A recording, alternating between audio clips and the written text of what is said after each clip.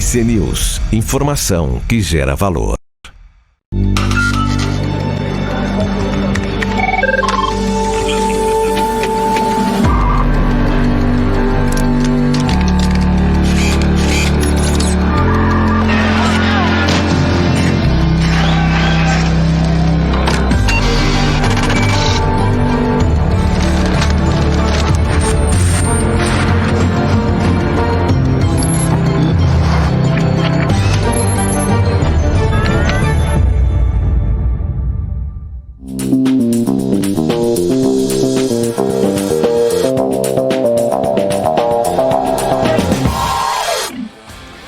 Fala pessoal, muito bom dia para você. Eu sou Daniel Morales e este é o BMC Pre-Market. Aqui você fica por dentro de todas as notícias que vão impactar os mercados no Brasil e no mundo. Muita informação e análise para você fazer bons negócios ao longo desta quinta-feira, 18 de novembro. E eu já começo tossindo, né? Mas a quinta-feira começa, além da tosse, com os investidores ainda digerindo as quedas que a Bolsa Brasileira sofreu nos últimos 3 pregões. Depois de um começo de novembro um pouco otimista, com ganhos de quase 4%, o humor do mercado virou no fim da semana passada. E ganhou mais força ainda nessa semana, depois do feriado. Os ganhos de novembro foram zerados e a Bolsa chegou no menor patamar nos últimos 12 meses.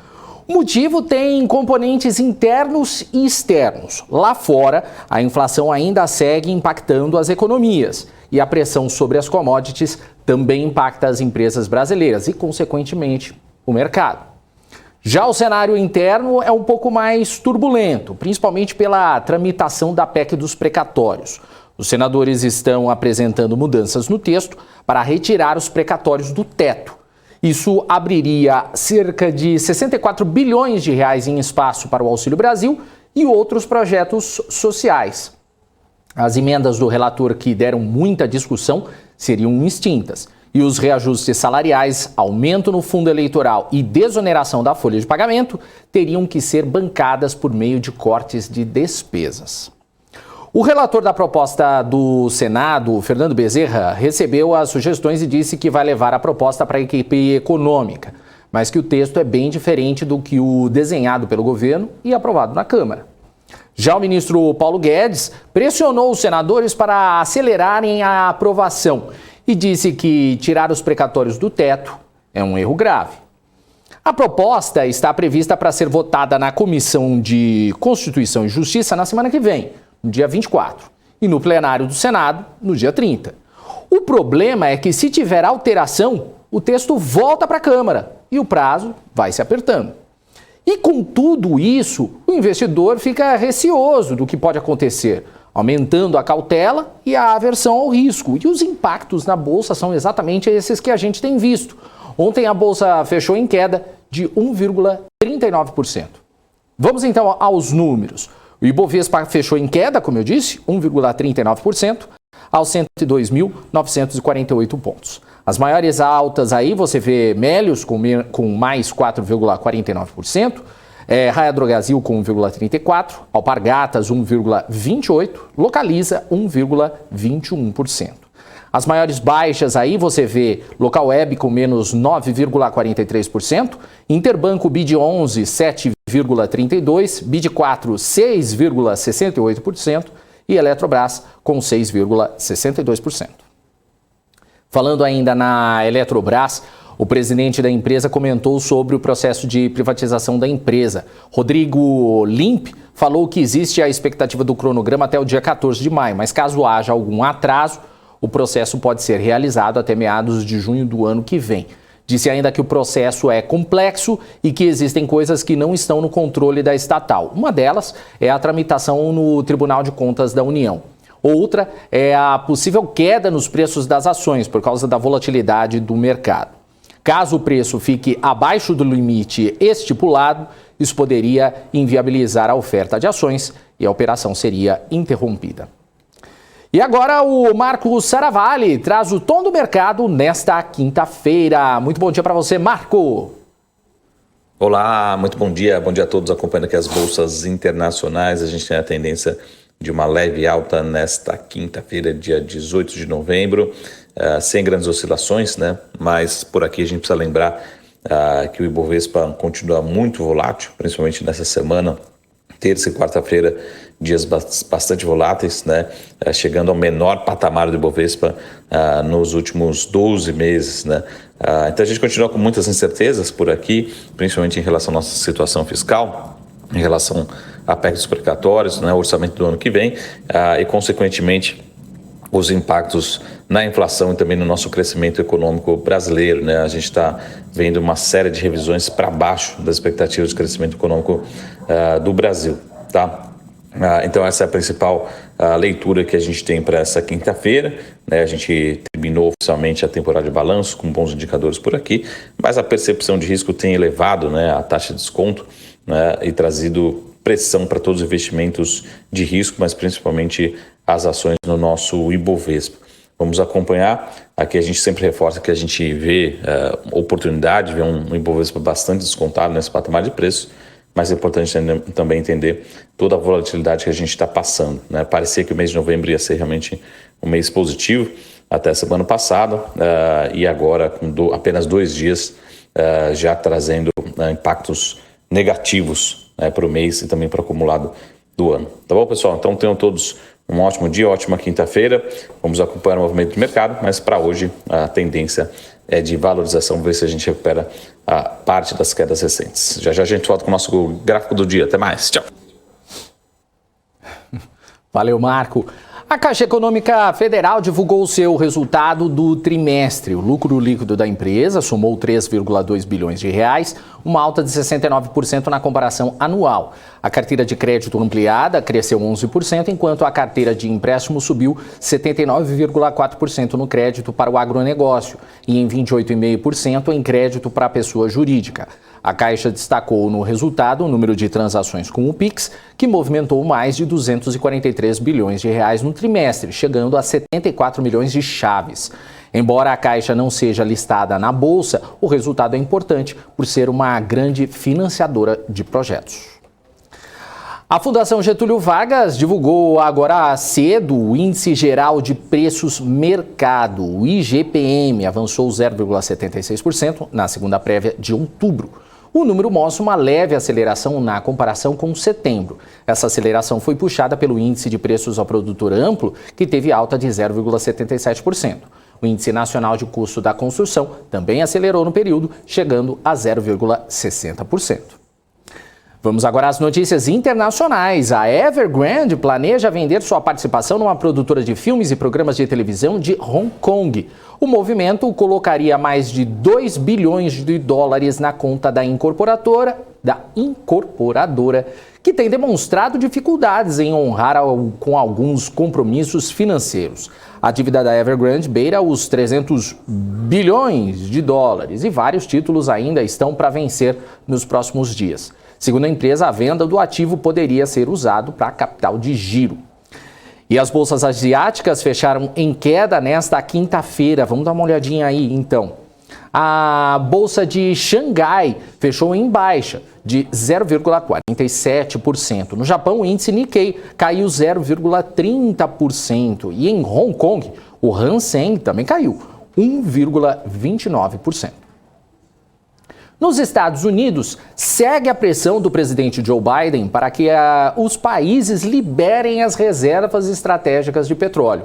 A medida visa garantir a estabilidade dos mercados globais de energia depois que os preços do petróleo bateram os maiores níveis dos últimos anos em outubro, além de tentar conter a inflação que tem mexido com as economias globais. A China já estaria liberando parte das suas reservas. E os Estados Unidos estariam conversando também com o Japão, Coreia do Sul e Índia para também liberarem. Hoje também tem os números do auxílio-desemprego nos Estados Unidos. Os dados saem às 10h30 da manhã e a gente vai ficar de olho durante a programação. E nas bolsas americanas, vamos ver como é que estão os futuros por lá nesse momento. Abrindo aqui com... Deixa eu ver, Dow Jones está subindo 0,10%, S&P 500 está subindo 0,29% e Nasdaq agora com alta de 0,55%. Agora o Marco Saravalli traz o gráfico do dia com o crescimento do lucro das empresas. Conta pra gente, Marco. Voltando aqui para o nosso gráfico do dia, a gente tem um gráfico muito interessante, que não é só o lucro líquido, né? Ou seja, o earnings per share, que a gente fala em inglês, que tem se expandido, mas também as companhias têm ficado mais rentáveis, né, nos Estados Unidos. Aqui a gente tem a margem de lucro, de lucratividade das companhias do S&P 500, aqui na linha mais clara que a gente tem, e a gente tem também as projeções do Goldman Sachs, tá?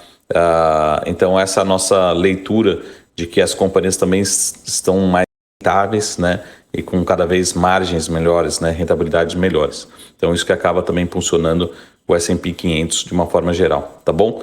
Então sempre bom acompanhar, a gente consegue ver esse gráfico desde 1980, uma expansão constante, consistente, né, marcada ali pelos períodos de recessão no gráfico, né, com queda de margens, mas uma expansão de lucratividade ao longo dos anos, tá bom, pessoal? Tenham todos uma ótima quinta-feira e a gente se vê em breve. Até mais. Tchau. Valeu, Marco Saravalli, que volta sempre aqui na programação da BMC News. Vamos ver agora também como é que estão operando as bolsas na Europa. Nesse momento, começa com o DAX na Alemanha, que opera em alta 0,06%. CAC na França agora está operando em queda, próximo da estabilidade, mas está em queda, 0,02%. FTSE no Reino Unido está com queda de 0,15% e o índice Eurostoxx também na estabilidade aqui, mas opera um pouquinho negativo, 0,01%. Vamos agora aos destaques corporativos. A Unipar vai investir 100 milhões de reais num projeto para ampliar a capacidade de produção no Brasil. A empresa vai construir um forno de ácido clorídrico em Santo André, no ABC Paulista, além de aumentar a produção de cloro e soda cáustica. A operação deve começar no segundo semestre de 2023. O Magazine Luiza vai investir no mercado de games. A empresa anunciou que vai abrir edital para aportar cerca de 100 mil reais em 3 projetos de games feitos por estúdios brasileiros. O objetivo é expandir serviços e produtos no aplicativo. A iniciativa busca aproximar a varejista das gigantes internacionais como Alibaba, Tencent e Amazon. A Hypera assinou o contrato de venda do portfólio de produtos farmacêuticos isentos de prescrição na Colômbia e no México para a Eurofarma. O valor da negociação é de 51,6 milhões de dólares. Os ativos pertencem à Sanofi, que foi comprada pela Hypera recentemente. E a venda do portfólio internacional faz parte da estratégia da Hypera de focar no mercado brasileiro. A Ser Educacional aprovou distribuição de dividendos aos acionistas. Vão ser mais de 15 milhões de reais, o que corresponde a cerca de 12 centavos por ação. Terão direito os acionistas com posição em 23 de novembro. A data X será no dia 24 e o pagamento do dividendo em 10 de dezembro. E agora é hora da gente falar com o Gustavo Almeida, o Guga. Muito bom dia para você, Guga. Seja bem-vindo ao BMC Pre-Market. Bom dia, Daniel. Bom dia, pessoal. Vocês? Tudo bem, Guga. Guga, ontem a Bolsa fechou mais um dia em queda e atingiu o menor patamar dos últimos 12 meses. Tem chamado a atenção, né? A volatilidade do mercado e como devolver os ganhos do início do mês. Como é que você está vendo essas oscilações todas? E o que pode falar para os investidores que não estão tendo muitos dias de paz, né, nesse mercado? Bom, Daniel, eu continuo com a mesma narrativa, né? Mesma linha de pensamento. Acho que o mercado, quando perdeu os 12.200 pontos, a gente ficou ali alguns dias, né, trabalhando naquele patamar de preço. Eu comentava, olha, essa região aqui é muito importante, o mercado precisa melhorar nesse patamar de preço e diminuir a volatilidade. Quando a gente perdeu esse patamar de preço com uma volatilidade mais alta, isso marcou, né, que de fato o tom por parte dos investidores, ele não estava positivo. No cenário por trás disso tudo, nós começamos a ver uma deterioração muito mais forte em relação às expectativas de PIB e também, né, aumento das expectativas de Selic, uma vez que a inflação, né, começou a aceitar que é um problema de curto prazo generalizado ao longo do mundo, né, muito ocasionado pelo que a gente já vem conversando já desde o ano passado. Né? Pô, quais eram os nossos fantasmas? Os fantasmas eram petróleo, que poderia cair uma região próximo a $100 o barril, já chegamos aí no petróleo a $85. Se tu for para pensar que estava 45 ano passado, né, ou chegou a ter negociação negativa, poxa, isso tem uma pressão, já vem sendo construída uma pressão inflacionária já há muito tempo. Né? E aí isso vem estimulando com que alguns players no mercado se desestimulem a ir às compras, mesmo com os ativos. Né? A gente vem tendo essa narrativa de que os ativos estão baratos desde o início do segundo semestre, né? E a bolsa não para de cair. Mas, enfim, então aquele barato e caro é muito relativo. Né? O market start, o momento, as tendências são muito importantes, principalmente quando a gente começa a ter uma queda mais longa do que o pessoal estava acostumado a ter. E tem um player, né, que está mudando sua posição de novo, né, que estava tendo que ser obrigado a migrar para a renda variável para operar a bolsa de valores, e esse player né, que são, na verdade, vários participantes, mas é um player do multimercado, ele está saindo fora de bolsa e migrando para juros novamente, onde ele historicamente performou, é onde ele historicamente consegue ter ali, né, o seu resultado. Então isso está se intensificando, uma vez que está tendo essa deterioração de expectativa de PIB, uma vez que toda essa deterioração, né, do cenário político em Brasília. Então, né, não tem muito o que fazer, né? Tem que esperar o mercado ele chegar no seu ponto de equilíbrio, né? De fato, por elevação de juros, né? E comece a se esperar que possa chegar no final. Ninguém está conversando aí sobre está chegando no final, né, da elevação de juros, pelo contrário, está se acelerando a elevação de juros, e enquanto não se chegar ao final, esse fluxo ele tende a continuar no curto prazo, e os movimentos de alta eles acabam que são muito pontuais. Eu já venho falando também, está sendo fazer operações de compra para aquele investidor que ele é mais de curto prazo, que ele, né, tem ali uma estratégia muito bem definida, está entendendo que o mercado está distorcido por um determinado momento e que vai ter um ajuste de curto prazo, só que toda vez que a gente tem esse ajuste, esses players, né, que estão com apetite por sair da posição de bolsa, eles, né, vendem suas posições e aí volta a ter uma pressão de queda, volta a ter uma pressão de realização na nossa bolsa. Então tem que, né, infelizmente, aceitar, como o pessoal diz, né, aceita que dói menos, e quando as coisas acalmarem, obviamente a oportunidade vai ser maravilhosa. E o que chama atenção também, né, Guga, é a amplitude das altas e baixas, né? Tem empresa que cai 10% num dia, no outro sobe, outras caem 30% na semana. O que explica esses movimentos mais amplos? É preocupante? Vamos lá. Isso, na verdade, não é o que explica, né? Isso mostra que, de fato, o mercado está avesso ao risco. Tá? Então, tem um aumento de volatilidade. Então, o aumento de volatilidade deixa o temperamento do mercado mais aflorado, vamos assim dizer, e os investidores estão mais estimulados. Né? Ao mesmo tempo que tu tem aqui, tu olha lá para fora, né? Tu olha para os Estados Unidos, máximas históricas, tu olha para a Bolsa Brasileira, caindo já há quase 5 meses. Tá? Então, tu olha para o resultado das companhias, tem aquela sensação de que, poxa, as coisas estão legais. No momento que tu tem essa sensação que as coisas estão legais, entra um fluxo comprador, um pequeno fluxo comprador que seja, tá? Num determinado patamar de preço, o preço de fato sobe. A volatilidade está alta, os preços estão descontados, estão de fato, né, no ponto que tu tem ali de referência, que é o ponto de fechamento do dia anterior. Poxa, tu tem uma oscilação bacana. Mas para o gráfico, o legal do gráfico é que eles trazem essa percepção, né, no relativo em relação ao tempo. Né? Quando tu olha para o gráfico, nem é tão impactante assim em relação à cotação que estava há 3, 4 meses atrás. Né? Então tu vê aquela alta acontecendo, tu vê aqueles movimentos acontecendo em função da alta volatilidade que a gente está tendo no curto prazo. Só que, de novo, né? Os caras estão zerando posição. Não tem o que fazer. Existem players que estão zerando posição. Em algum momento isso vai cair, essa força de venda vai diminuir? Acredito que sim. Quando isso começar a acontecer, a gente vai ver o quê? Essa volatilidade diminuir. Só que ainda não deu tempo dessa volatilidade diminuir. Eu venho comentando, né? Desde a região lá dos 114, 112 mil pontos, quando a gente perdeu a primeira vez os 112 mil pontos, Gente, a volatilidade está muito alta. Isso faz com que os movimentos no mercado, eles não sejam pequenos, eles vão ser amplos. Tá? Então, cada vez que a gente vai se aproximando para um patamar mais baixo, o repique ele também vai sendo vai sendo mais amplo. Então, a gente tem que entender isso. Pô, tu compara, né? Bolsa brasileira com bolsa americana, se tu for comparar preço, dá a sensação de que está descontada. Tudo bem, mas a resposta de curto prazo ela não é positiva.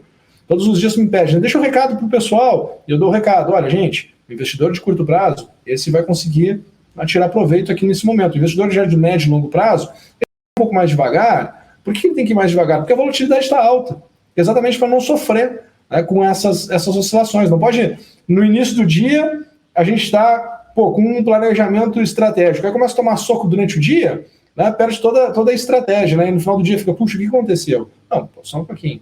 Né, escuta o Google lá no né, o que está acontecendo? A volatilidade está mais alta, o mercado, né, tu tem aí um grande player que está querendo ou não zerando posição, isso vai gerar uma distorção para baixo, toda vez que sobe o mercado um pouco, ele vai lá e zera mais suas posições, a gente percebe que isso na oscilação do mercado. Ontem eu expliquei no pre-market, né, como é que dá para a gente enxergar essas movimentações. Tem a gravação aqui no portal e no canal do YouTube da BMC. Vale a pena o pessoal ir lá para estudar, né? Todo o nosso pre-market aqui eu tento trazer um pouco de conhecimento, tento trazer um pouco mais de clareza e consciência para os nossos investidores, para os nossos telespectadores. Então, para mim, está acontecendo algo que está muito alinhado na narrativa que eu venho trazendo aqui todos esses dias aqui no nosso pre-market na BMC. Tá certo. E qual que é a sua projeção para hoje? O que o gráfico mostra aí para gente? Vamos lá, deixa eu compartilhar minha tela aqui.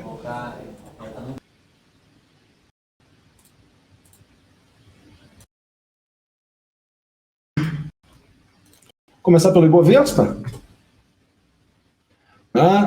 Vamos lá. Tivemos aqui o menor fechamento, se nós formos olhar, foi o nosso menor fechamento desde... Caramba! Nosso menor fechamento desde novembro de 2020. Nossa menor cotação de fechamento desde novembro do ano passado. Exatamente aqui no dia 12 de novembro do ano passado, ou seja, um ano.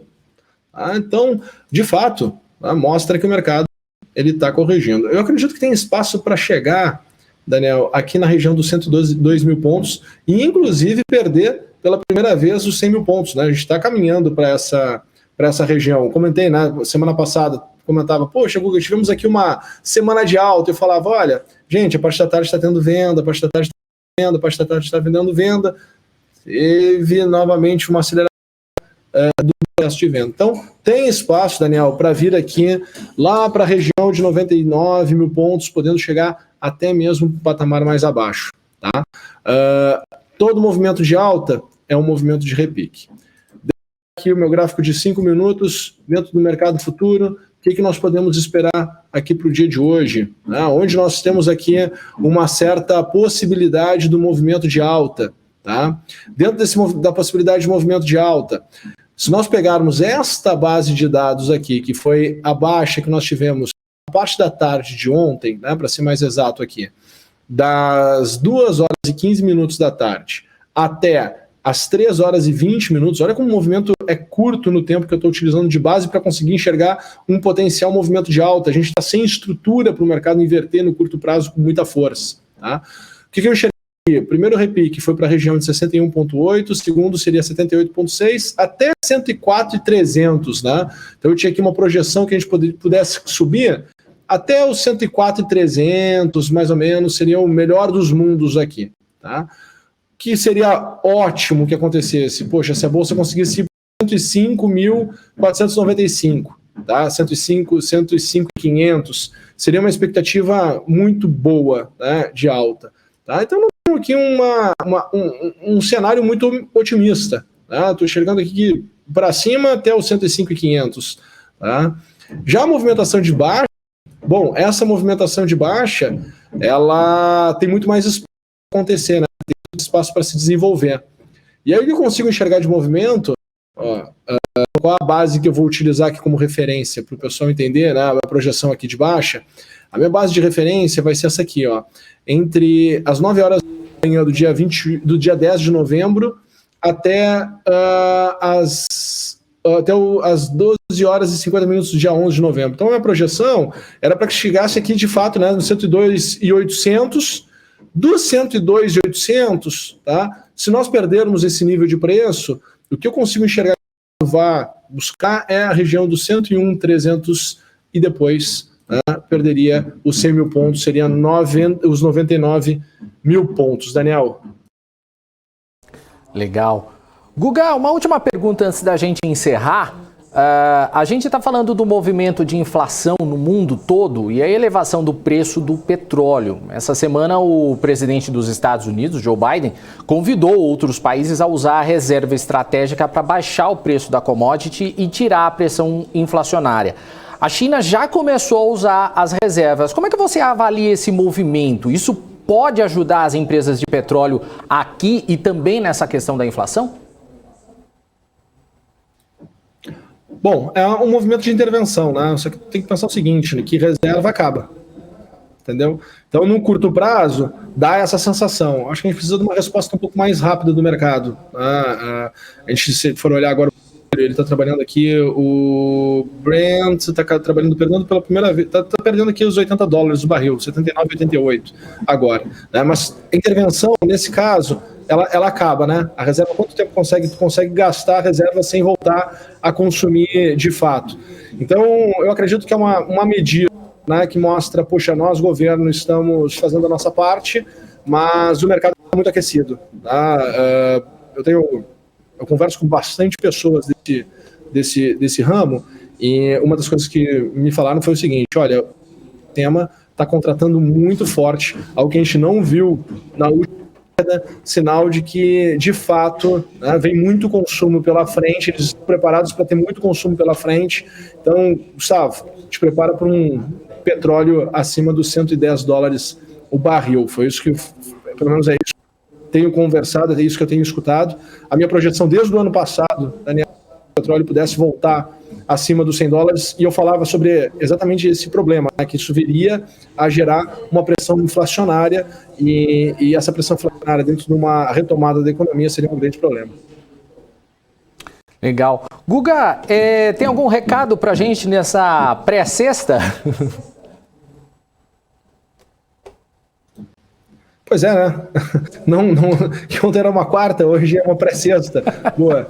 Amanhã temos exercício de opções, tá? Então é importante ficar atentos, tá? Porque nós temos de fato opções amanhã.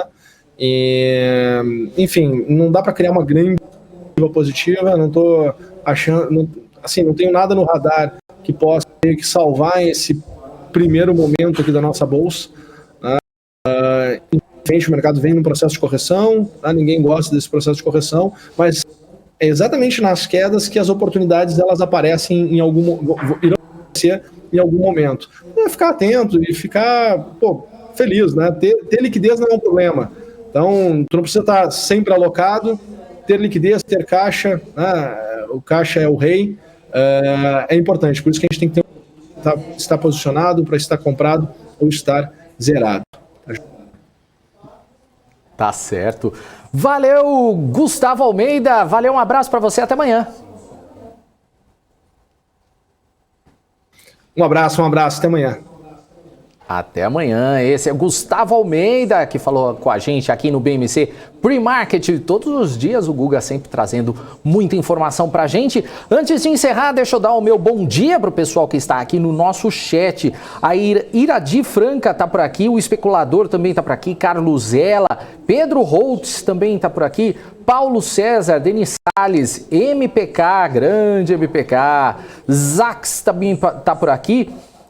Info Diogo também está, Paulo César, deixa eu ver quem mais, Alê, Fernando Luiz, bom dia galera do chat, amigos da BMC News.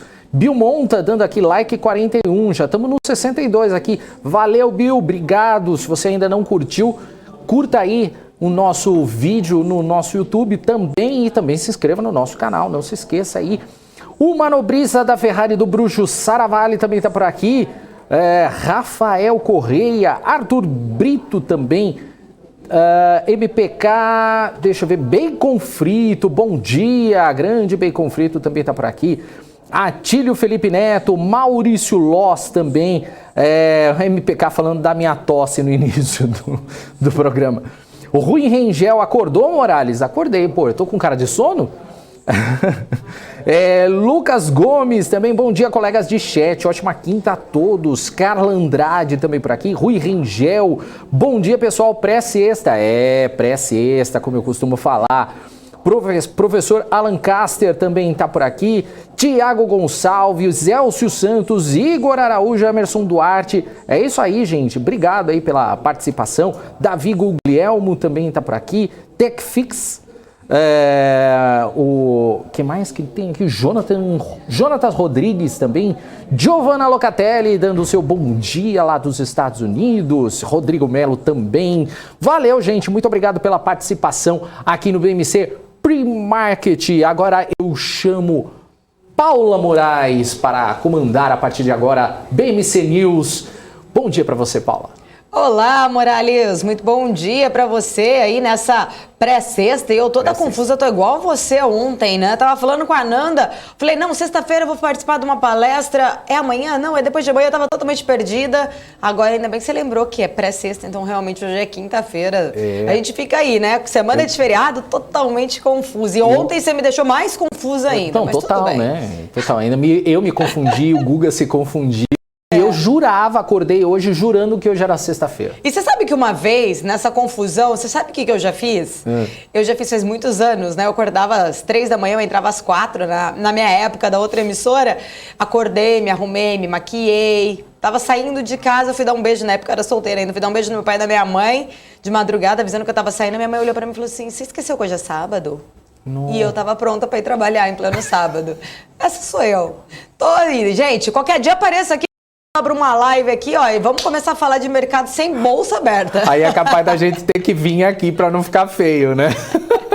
Mas sou dessas, já fiz. Quem nunca? Vai, deixa aqui no chat. Quem nunca se confundiu de dia? Já fiz também, Você já foi trabalhar em dia que não era teu? Não, já fui. A sorte é que depois eu ganhei uma folga por causa disso. Ah, que bom, bem, né? Agora, a mulher que tem que fazer cabelo, fazer maquiagem, dá uma preguiça, e depois você fala, putz, podia estar lá dormindo, né? Voltei pra cama e dormi maquiada. Super linda. Acordei depois. Olha. Que beleza. Já acorda até bem já depois, né? Acordei pronta, né? Já tipo, acordou... né? Acordei pronta, até de tupete. Tá certo, Morales. Beijo, Paulinha. Pra você. Bom jornal. Tchau, tchau. Obrigada.